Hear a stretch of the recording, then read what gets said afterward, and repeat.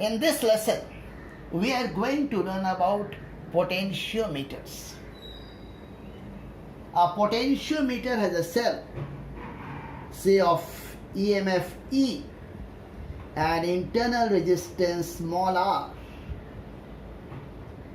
connected to a potentiometer wire, which is a linear conductor of uniform cross section. The potentiometer wire is a linear conductor of uniform cross section.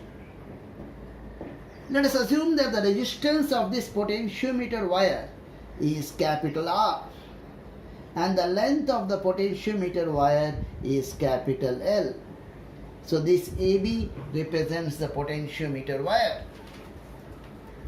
Now we can find the current flowing through the potentiometer wire, because all of us know Ohm's law, right? V equal to IR.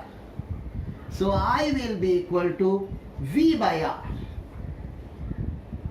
So therefore, the current here will be equal to the net EMF divided by the net resistance. Net EMF is E and the net resistance is big R plus small r. The connecting wires have negligible resistance.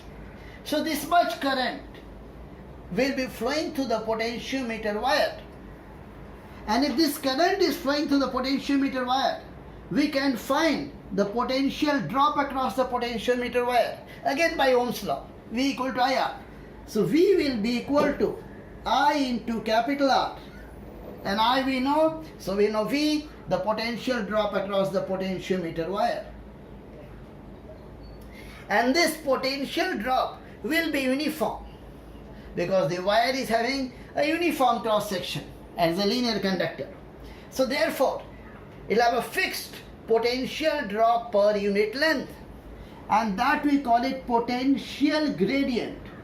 Potential gradient is the potential drop per unit length. Symbol is Z. So this Z is equal to VAB divided by L. This is the voltage drop per unit length. Suppose there's a voltage drop of 10 volts and the length is 1 meter. So then the potential drop per unit length will be 10 volts per meter.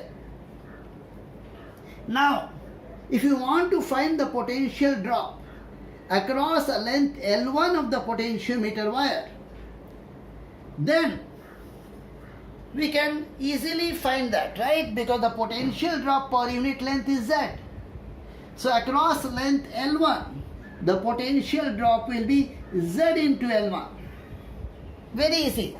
Suppose this is 10 volts and this length is 1 meter.